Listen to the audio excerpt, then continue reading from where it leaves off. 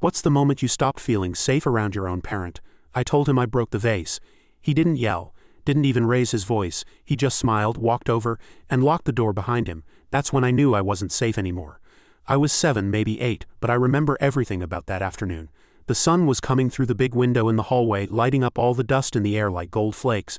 The vase had been my mom's favorite, at least that's what she always said, and I knocked it over while running with socks on. Dumb kid move. I thought he'd yell like usual or at least call for my mom. But instead he smiled, calm, almost gentle. The kind of calm that made the hair on the back of my neck rise. That's when I realized something was off. He stepped into the room and without saying a word turned and locked the door behind him. Just one click, one soft sound, and everything shifted inside me. You know that feeling when your body knows something before your brain does? That electric jolt deep in your gut? Yeah, that. From that moment on, I learned to read him like weather. Every movement, every glance, every breath he took, it wasn't about love or fear, it was survival. I'd track how many drinks he had by the sound of his footsteps, count the seconds between his words to know how angry he was, watch which cabinet he opened to know if it was going to be a bad night. That day with the vase nothing happened, not physically. He just stared at me like he was trying to decide something. Then he knelt down and whispered, "You don't tell her, ever. Or next time I won't just smile." Then he stood, unlocked the door, and walked away like nothing happened. I didn't speak for 3 days. I remember my mom asking what was wrong, and I said I was tired. That became my answer to everything for years. I'm just tired. Tired became the mask I wore to hide what was going on in that house. I think the worst part wasn't what he did, it was what he made me become. Quiet, careful, invisible. I started doing things that didn't make sense for my age. Locking my own bedroom door. Hiding snacks under my bed in case I was too scared to go to the kitchen. Pretending to be asleep when I heard his truck pull up. I knew the sound of his engine like most kids know a favorite song. Every night was like waiting for a storm that may or may not come. Sometimes he'd just go straight to bed. Other times he'd call me into the living room for talks. Those talks weren't always violent, but they were never safe. It was like playing Russian roulette with words. You never knew what would set him off. A wrong answer, a pause too long, a look that lasted a second more than it should. He once made me sit in the closet for 4 hours because I didn't remember what day of the week it was. No yelling, just calmly led me there, closed the door and turned off the light. I sat in the dark, knees to chest, listening to him whistle on the other side. That whistle haunts me more than anything. One night when I was 11, I woke up to find him standing at the foot of my bed, not moving, not saying anything, just watching me. When he saw that I was awake, he whispered, "Go back to sleep. I'm making sure you're still breathing." And then he left. I didn't sleep for 2 nights after that. I started keeping things under my pillow, scissors, once even a hammer from the garage, just in case. My mom never asked why my eyes were always bloodshot. She was absent, there but not there. I think she knew. I think she didn't want to know. Sometimes I wondered if she was just as afraid as I was. Or if she was the reason he didn't go further. I still don't know. I remember one time she found bruises on my ribs. I was 12. She stared at them for a long time. Then she said, "Boys roughhouse. Be careful next time," and walked out. That's the moment I stopped believing anyone was coming to save me. When you grow up like that, you develop a second version of yourself. The one that performs. I was the smiling kid at school, the helpful neighbor. The boy who said please and thank you and never caused problems. And it worked. No one ever asked why I flinched when someone raised their voice, why I never invited friends over, why I froze when a man leaned too close. I kept the secret for years. I buried it so deep that even I stopped believing it was real. That's what abusers do. They don't just hurt you, they rewrite your memory, gaslight your instincts, make you doubt your own fear, but the body remembers. The body always remembers. I left home at 17, told everyone I got a scholarship. I didn't. I just needed out. I'd rather have slept on the street than under his roof. I thought leaving would fix it, but trauma doesn't follow rules. It shows up in strange places, like locking the bathroom door even when you live alone, or crying when someone surprises you from behind, or panicking when a man with the same cologne walks by. I once punched a coworker by accident when he grabbed my shoulder too suddenly. He laughed it off. I didn't. Therapy helped, a bit, but nothing fixed it like time. Time gives you distance, perspective, and in my case, proof. Because 10 years after I left, I got a call from my cousin. Her voice was shaking. She said, "He did it again. To someone else, a neighbor kid." I felt sick, not because I didn't believe it, but because I did, and I hadn't stopped him. I was just the first, or maybe not even that, maybe just the first to leave. I don't know what happened after. I blocked the news alerts, didn't want to see his face in a mugshot, didn't want to know what sentence he got or didn't get, because part of me is still that kid in the hallway, holding pieces of a broken vase, waiting for the door to lock again. You never stop being that kid, not really. You just learn to live like he's still in the next room. I share this now because maybe someone else is still there, still waiting for the door to unlock, still thinking it's their fault. It's not, it never was. I know that now, but I wish someone had told me then. I never talked about him in relationships. Every time someone asked about my family, I'd make a joke, change the subject, or just say we're not close. Most people didn't push. The few who did, I ghosted. It wasn't because I didn't trust them, it's because I didn't trust myself to say the truth out loud. There's this thing that happens when you grow up under a parent like that, your instincts go stale. You second-guess the good people, you test them, push them away, wait for them to show their real face, because in your experience no one is kind without a cost. So when someone is genuinely patient or generous, it scares you more than cruelty ever did. I had a girlfriend once. Her name was Ellie. She noticed things. The way I'd freeze when someone knocked too hard on the door. The way I never let her walk behind me. The way I apologized for everything, even things that weren't my fault. One night she asked me flat out, "Who taught you to be afraid of love?" I didn't answer. I just went into the bathroom and threw up. I thought she'd leave after that. Most would have, but she didn't. She waited. And over time, piece by piece, I let her in. Told her about the closet, the smile, the locked door. She cried harder than I did. It felt like she was mourning the kid I used to be, and maybe I was too. With her, I thought I could start over. But even love can't cure a childhood like mine. It doesn't erase the muscle memory of fear. It doesn't stop the nightmares. The dreams where I'm stuck in that house again, and no matter how loud I scream, no one comes, sometimes in the middle of the night. I'd wake up and check the locks on the doors 3 or 4 times. Not because I thought he'd come, but because I couldn't convince myself he wouldn't. Ellie stayed for 2 years. Eventually, she said something that gutted me. "I love you, but I feel like I'm sleeping beside a locked room I'm never allowed into." And she was right. I was still hiding, still performing, still trying to be the version of me that made other people comfortable. I let her go, not because I wanted to, but because I didn't know how to give her a version of me that didn't feel like a trap. After that, I moved cities, got a job working nights where I didn't have to talk to anyone much. Isolation felt safer, predictable. You can't get hurt if no one gets close, right? That worked for a while. Until one night on my shift a guy came in, limping, shirt ripped, clearly in distress. Said he'd just escaped a bad situation. As I got him water, he said something I hadn't heard in years. He didn't yell, he just smiled, my hands shook. I sat down beside him, and for the first time in a decade, I told someone the truth without hiding behind metaphors or half-jokes. I told him about my dad, about the smile, the door, the quiet. He listened. Then he said, "We're not crazy, you know. They just made us feel that way." We stayed in touch. That guy, his name was Marcus, became the closest thing I've had to a brother. He understood. No explanations, no apologies, just silent understanding. The kind that comes from pain shared across different stories but the same pattern through him. I learned about others. Support groups, communities. People who grew up afraid of the person who tucked them in at night. And slowly, I began to realize I wasn't alone. I started writing things down, not for therapy, not for publication, just so I wouldn't forget. Because there's a kind of erasure that happens when your childhood is rooted in fear.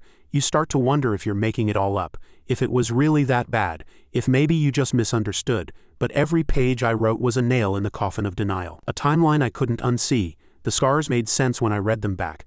I wasn't dramatic. I was surviving.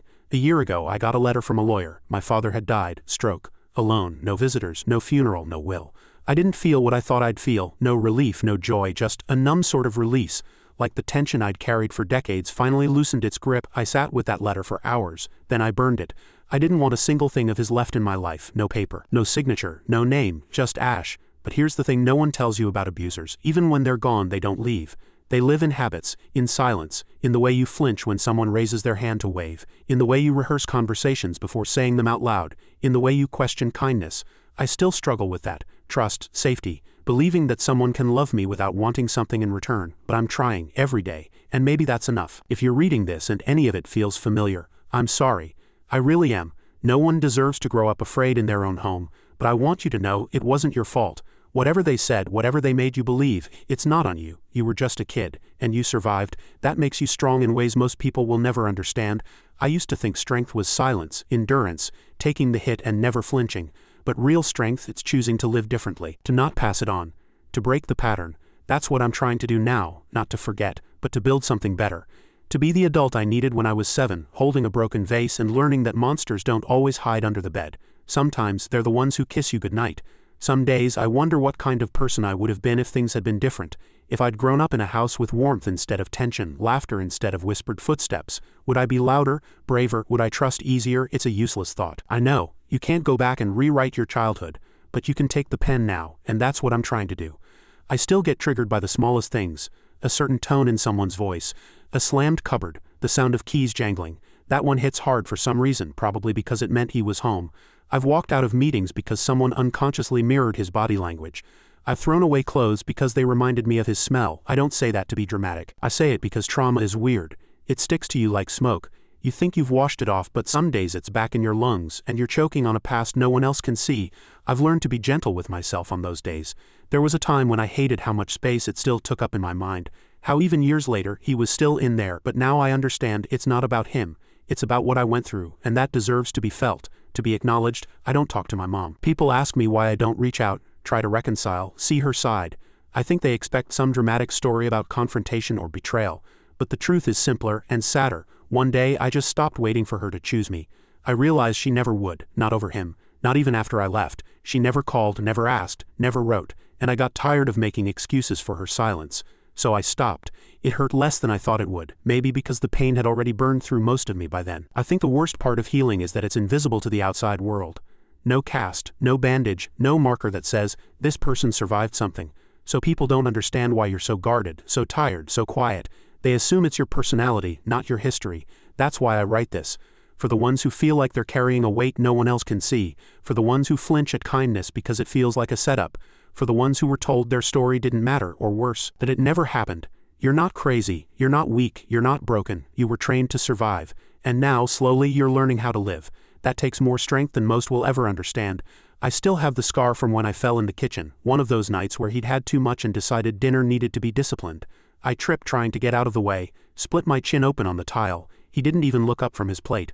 My mom cleaned me up in the bathroom. Quietly. No words, no anger, just this robotic routine of antiseptic and gauze. I remember watching her hands shake.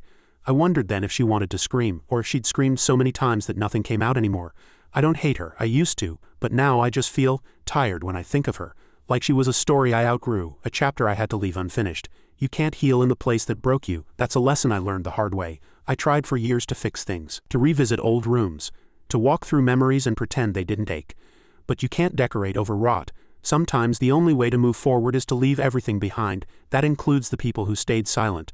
I don't have a family now, not in the traditional sense, but I've made something better. Friends who check in, a neighbor who leaves soup at my door when I'm sick, a coworker who remembers my birthday without Facebook reminders. These people, they may not share my blood, but they see me, really see me, and that matters more than a last name ever could. There's this kid who volunteers at the shelter I help out at, name's Jaden. He's sharp, observant, the kind of kid who notices when someone's mood shifts mid-sentence. One night I found him sitting out back quiet. I asked if he was okay, and he said, "Sometimes I wish I could go to sleep and wake up in a different house." I didn't say anything for a moment. Then I said, "Me too," but eventually I built one. He looked confused. I told him, "You don't need bricks to build a home. Sometimes you build it with people, with boundaries, with peace." He nodded like he understood, even if just a little. That moment meant more to me than anything, because maybe that's what all of this is for, not just surviving but turning survival into a kind of map for others. A way to say, here's where it hurt, here's how I got out, here's how you can too. Not every day is good, but every day is mine. That's something I never had as a kid. Autonomy, control, the right to say no, the freedom to feel safe in my own skin. I still struggle with that, with letting myself feel joy without waiting for it to be taken away. But slowly, steadily, I'm learning. I don't have to be afraid of locked doors anymore. I don't have to brace myself when someone smiles the wrong way. I don't have to live like he's still here, because he's not. He's just a ghost in a house I don't live in anymore, a name I don't speak, a shadow I no longer follow. And that's freedom. Not the loud kind, not the cinematic kind, but the kind that lets you exhale, that lets you rest, that lets you wake up one morning and realize you made it, you're still here. And that's enough. Sometimes when I wake up in the middle of the night, there's this flicker of confusion, like I expect to hear the creak of that hallway floor the way it always sounded right before he'd stop outside my door. It's irrational, I know. The man's been dead for years, and I haven't stepped foot in that house since I was 17. But trauma doesn't care about logic. It keeps its own calendar. It hides in muscle memory, in breath patterns, in the way your heart reacts before your brain catches up. That's why I started keeping a notebook by my bed. Not for dreams, I rarely remember those, but for what I feel. If I wake up shaking, I write. If I hear a noise and can't fall back asleep, I write. Some nights it's just a sentence, he's gone. Some nights it's pages of things I never got to say. I don't always go back and read them. I think the act of writing is enough, like draining poison. One entry just says, "I'm allowed to take up space." I wrote that after a coworker interrupted me during a meeting and I found myself apologizing for speaking. Again, it's wild how that voice, his voice, sneaks into my own. Still, after everything, I used to think healing would mean silence, like eventually the noise would stop, the memories would fade, and I'd just be normal. But healing isn't erasure, it's coexistence. It's looking that history in the eye and saying, you don't get to drive anymore. I'll carry those years with me forever, but they don't get to define me. Not now, not anymore. It took me a long time to realize that not everything that hurts is yours to hold. Some of the pain I carried for years, the guilt, the shame, the need to constantly earn my place, it wasn't mine. It was given to me, dumped on me, forced onto my shoulders by someone who refused to carry his own. That realization changed everything. I stopped trying to fix what he broke, started building something new instead. I started volunteering at a youth program for kids dealing with difficult home environments. That's the polite term. It's basically a place for kids like I was, except we don't sugarcoat things. We let them talk, let them sit in silence if they need to. One kid, 14, barely spoke for 3 months. Just came in, did his work, left. One day I saw him looking at a poster about boundaries and respect, and I said, "You don't have to earn kindness. It's supposed to be free." He looked at me like I just told him water was optional. That's when I knew he got it. He understood what I meant. That you grow up thinking everything is conditional, that love has rules and affection has limits and safety is a privilege, not a right. But it's not supposed to be that way, and the earlier they hear that, the better chance they have. I wish someone had told me that when I was a kid. I wish someone had looked me in the eye and said, "You're not broken. You're reacting to a broken environment," would have saved me a lot of self-hate. A lot of years pretending I was the problem. Sometimes I wonder how many kids are out there right now, sitting quietly in class, doing everything right, terrified of going home. They don't say anything because they don't have bruises, because the yelling hasn't started yet, because the door hasn't locked yet, but they feel it, that tension, that dread, that knowing. I wish they knew they weren't crazy, that other people have been there, that there's life beyond it, peace beyond it, that the fear doesn't last forever. I used to think there was a timeline, that if I didn't get over it by a certain age, I never would, but healing isn't linear, it's circular. Some wounds reopen without warning. Some days feel like regressions, but they're not. They're reminders, markers of how far you've come. I've learned to treat those moments like emotional weather. They pass. I don't unpack in them. I don't let them become my new reality. I just wait, breathe, talk to someone, write it down, and the next day usually feels lighter. Not always, but often, and that's enough. I remember the first time I let someone hug me without bracing. It was my friend Nathan, big guy, works in construction. He'd been helping me rebuild part of my porch, and at the end of the day he just pulled me in and said, "You're doing good, man." I flinched, but only for a second. Then I let him hold me, and I didn't die. I didn't panic. I didn't dissolve. I just stood there and let someone care about me without wanting something in return. That was new, that was huge. I cried later, not because I was sad, but because it felt like something cracked open. Like a dam finally broke. You don't realize how lonely survival is until you taste connection. Real, safe connection. The kind that doesn't come with terms. I'm not perfect. I still shut down sometimes, still get overwhelmed. Still have days where the past feels louder than the present. But I'm better than I was, and that's progress. That's healing. That's enough. If you're still in it, still surviving, I want you to know you are not alone. You are not weak. You are not the problem. You are doing the best you can with what you were given. And that's heroic, truly. If you've gotten out, I hope you're gentle with yourself. I hope you know that moving on doesn't mean forgetting. It means choosing peace over pain, every day, over and over again. Some days you'll nail it. Some days you'll fall back into old fears. That's okay. Keep going, keep building, keep showing up. Not for them, for you, for the kid who didn't get to choose, for the teenager who stayed quiet, for the adult who still flinches. Keep going, you deserve everything they tried to take from you, and more. I didn't realize how deep the damage went until I started dating someone new. Her name was Rowan. She had this way of talking to you like nothing else in the world mattered, like she actually wanted to hear the answer, not just fill the space between silences. At first I thought it was an act, a trick, something people did when they wanted something from you. But weeks passed and months, and she never changed, never pushed, never raised her voice, never made me feel small. And that terrified me, because when you grow up with someone who teaches you that love is a weapon, kindness feels like bait. I kept waiting for the catch, for the trap to spring, for her to show her real face, but she never did. The real challenge wasn't trusting her, it was trusting myself around her. I was constantly monitoring my reactions, editing my words, bracing for things she never even implied. Like I was still living in his house, even though I hadn't seen him in over a decade. One night we were lying on the couch just listening to music, and she reached over and touched my arm, soft, casual. I flinched so hard I dropped my drink. Glass shattered everywhere. I stood up too fast, muttering apologies, already searching for something to clean it with. She just stayed seated, calm, quiet. Then she said, "It's okay. It's just a glass." And I broke. I sat down next to her and started crying, not loud, not messy, just this quiet, shaking sort of cry I hadn't felt since I was a kid. She didn't ask questions. She just leaned her head on my shoulder and let me fall apart. That's when I realized what safety actually felt like. Not silence, not control, but acceptance.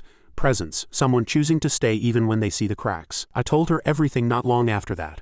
About my father, my mother, the house, the locked door, the vase. She didn't interrupt, didn't try to fix it. When I was done, she just said, "You didn't deserve any of that. No one had ever said it to me like that before, so directly, so simply, like it was obvious, and maybe to her it was, but to me it was a revelation.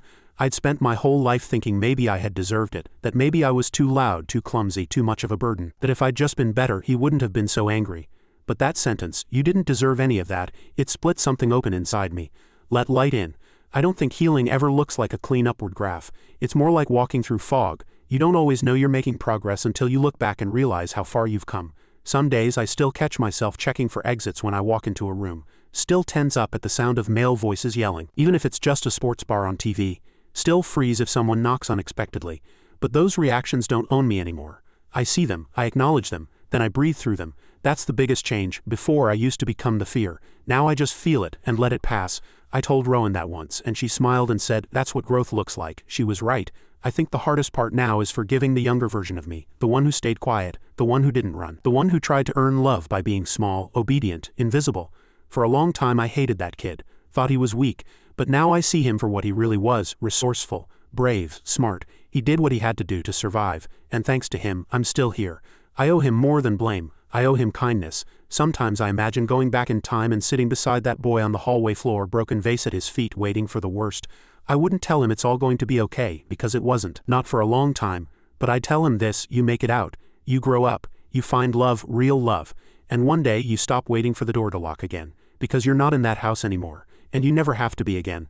I don't know if that would comfort him, but maybe it would plant something, a seed of hope, a flicker of belief that this pain isn't forever. That's what I hold on to now, not just for myself, but for the kids I work with, for the people who reach out and say, "I thought I was the only one." You're not, none of us are. There are more of us than you think. We survived the unspeakable, and now we're learning how to speak. That's its own kind of miracle. I still carry the past with me, but I carry it differently. It's no longer an anchor, it's a compass, a reminder of where I've been, and how far I'll never go back. ChatGPT Skazel. Sometimes I wonder what would have happened if someone had noticed earlier. A teacher, a neighbor, one of the moms who picked their kid up from school the same time mine did. There were signs, I know that now. I was too quiet, too still, always watching, never playing. I remember this one time in 5th grade when a teacher put her hand on my back during reading group and I jerked away like she'd burned me. She looked confused but didn't say anything, just moved on. I don't blame her, not really. Most people don't know what to do when the problem doesn't leave bruises you can see. But I still think about that moment. What if she'd asked? What if I'd been brave enough to answer? But I wasn't. I couldn't be. In that house, silence was safety. And besides, I didn't have the words for what was happening. How do you explain a threat that's always there but never named? A kind of violence that wears a calm face and speaks in low tones and smiles at your friends. There's no language for that when you're a kid. So you internalize it. You adapt. You shrink. I was a master at shrinking, folding myself into smaller and smaller spaces, not physically but emotionally. I never asked for anything, never made messes, never made noise. If I spilled something, I cleaned it up before anyone could see. If I felt sick, I stayed quiet until it passed. I remember once I had a fever so high I hallucinated. Lay in my bed sweating, shivering, whispering nonsense. No one came, no one even knocked. In the morning I dragged myself to school because staying home meant being noticed. And being noticed was dangerous. Even now as an adult, I fight that instinct. When I'm sick, my first reaction is guilt, like I failed some unspoken rule by needing care. When I'm upset, I disappear. I ghost. I disconnect. Not because I don't want support, but because I don't know how to receive it without feeling like I'm breaking a rule. Rowan used to call it emotional hiding. She'd say, "I can feel you pulling away even when you're sitting right here." And she was right. I was always one foot out the door just in case kindness turned to cruelty, just in case love turned to control, just in case history repeated itself, but history didn't repeat itself. At least not in the way I feared. Rowan stayed. She stayed through panic attacks, through sleepless nights, through the days I couldn't get out of bed and the days I couldn't stop moving. She never made me feel like a burden, never tried to fix me, just stayed. The first time I told her I loved her, I was terrified, not of the words, of what they might invite, of what they might cost, but when I said them, she didn't use them against me. She just held my hand and said, "I know." And I think that's when I started to believe that maybe love doesn't have to hurt, that maybe it never should. I still go to therapy, every Thursday at 3 p.m. I sit in the same chair I've been sitting in for years and try to find new ways to describe old pain. Sometimes it feels repetitive, like pulling the same thread over and over and wondering why the knot won't come loose. But other times it's like breaking open a window in a room I didn't know was locked. A little more light, a little more air, a little more space to breathe. Last month my therapist asked me if I'd ever consider writing a letter to my father. Not to send, just to write, to get it out. I laughed at first. What would I even say? Thanks for the PTSD, sorry I didn't die like you wanted, but that night I opened a blank document and stared at it for hours. I didn't write anything, just stared, and that was enough. Because for the first time the silence wasn't fear, it wasn't obedience. It wasn't self-erasure. It was choice, my words or none at all, my voice held or released. Mine. That might sound small, but it was a revolution. Some days I still imagine what I'd say if I saw him again. Not that I want to, I don't, but sometimes my brain goes there. Would I yell? Would I stay calm? Would I just walk away? I think about that a lot. About power, about reclaiming it, because the truth is he doesn't scare me anymore. Not because I'm bigger or stronger, or angrier, but because I see him clearly now, not as a monster but as a man. A broken, weak, cowardly man who needed to crush someone smaller than him to feel powerful. There's no mystery in it anymore. No mythology, just a sad, dangerous man who couldn't face his own emptiness. That clarity took years, decades, and it didn't come all at once. It came in fragments, in the way my hands stopped shaking during conflict, in the way I stopped apologizing for things that weren't my fault, in the way I could finally look in the mirror and see myself. Not the scared kid, not the obedient survivor, but the adult who made it out, who chose to live. There's one photo of me as a kid that I keep, just one. It's a school picture from second grade. I'm wearing this awful sweater and my hair's sticking up and my smile looks fake, too wide, too forced. But I keep it because I remember that day. I remember how scared I was that morning. He'd yelled at me for not tying my shoes right, thrown the cereal bowl across the kitchen. My hands were shaking so bad I couldn't hold my pencil in class. But I smiled for that photo. I smiled like my life depended on it, and in a way it did. I look at that photo now and I don't see weakness. I see survival. I see a kid who didn't have any tools but still built a way through. I see someone who deserved so much better, and who finally got it, and I'm proud of him. God, I'm proud of him. I'm writing all this now not because I think my story is special, but because I know it isn't. That's exactly why I'm writing. Because there are thousands of us, kids who grew up learning to read moods instead of books, who flinched before they understood why, who walked around with invisible bruises and still managed to smile in school photos. For years I thought survival was something you did quietly. You escaped, you moved on, and you never looked back. But silence isn't healing, it's just another version of the cage, and you can't get free unless you name what held you. So here it is. Here's the name. My father wasn't a monster in the storybook sense. No fangs, no horns, just a man who used calm as a weapon and fear as a language. He didn't need fists to break me, he had words sharp enough to make me bleed without leaving a mark. And the scariest part, he was loved by everyone else. Our neighbors adored him. People at church used to say he was the quiet type but a real stand-up guy. He coached baseball, helped people with their cars, donated old clothes. And at home he could walk past me in the hallway like I wasn't even there. Unless he wanted me to know I was. I don't need to go into every detail. Honestly, I don't want to. Some things aren't secrets or stories. They're scars. I carry them. I live with them. But I don't owe them to anyone. What I will say is this: no matter how much time passes, no matter how far I've come, there's a part of me that still wakes up in survival mode, still double-checks locks, still holds my breath during arguments, still hesitates to believe someone when they say you're safe now. But these days I can recognize it. I can tell that part of me. Thank you for keeping me alive. You don't have to drive anymore. Rowan and I broke up 2 years ago. Not because of anything dramatic, just different seasons of life pulling us in different directions. But she changed me. Or maybe she just gave me the space to find myself beneath the rubble. We still talk sometimes. She always says she's proud of me. That means more than I let on. Now, I live in a small apartment just outside the city. Quiet street, books on every shelf. A dog that was rescued 3 times before she ended up with me. Fitting. Her name's Poppy. She's skittish with strangers but cuddles like her life depends on it. We understand each other. I work part-time at a nonprofit now, helping young adults navigate housing and mental health resources. It's not glamorous. Most days are slow, some are heartbreaking, but every once in a while, someone looks me in the eye and says, I didn't think anyone got it. And I say, I do, and they believe me because I do, I really do. I've learned that healing isn't a destination. It's not this shining peak you reach and suddenly everything is okay. It's a series of choices, daily ones, sometimes minute by minute, to be kind, to forgive yourself, to set boundaries even when it makes people uncomfortable, to speak when your instinct says stay silent, to rest, to stay, to trust, to try again. The last time I went near my old neighborhood was by accident. I took a wrong turn trying to avoid traffic and suddenly found myself 3 blocks away from that house. My chest tightened, hands went cold. But I didn't turn around. I pulled over, parked, and just sat there, watched the house from a distance. New paint, new car in the driveway, a kid's bike out front. Whoever lives there now, they don't know. They don't know what those walls held, what they watched. That house doesn't belong to me anymore. And thank God for that. But for a moment I let myself remember, not to suffer, just to witness. Then I whispered, you don't win, and I drove away. That's the ending, I guess. Not a neat one, not dramatic, just a man in a car taking a breath and choosing to keep going. That's all I ever really wanted. The choice to keep going, to live, not just survive, to sleep without fear, to wake without dread, to love without flinching. If you made it this far, thank you truly, not for reading, but for holding space, for letting this story exist, for making it real. That matters more than I can say. And if this feels like your story too, if something in this clicks or stings or sits heavy in your gut, I hope you know this: you deserved better. It wasn't your fault, you're not alone. You survived, and you're allowed. No, you deserve to feel safe now. To anyone still living in the house I escaped, I see you. Keep going, one breath at a time. There's a whole world outside that door, and I promise it's worth reaching.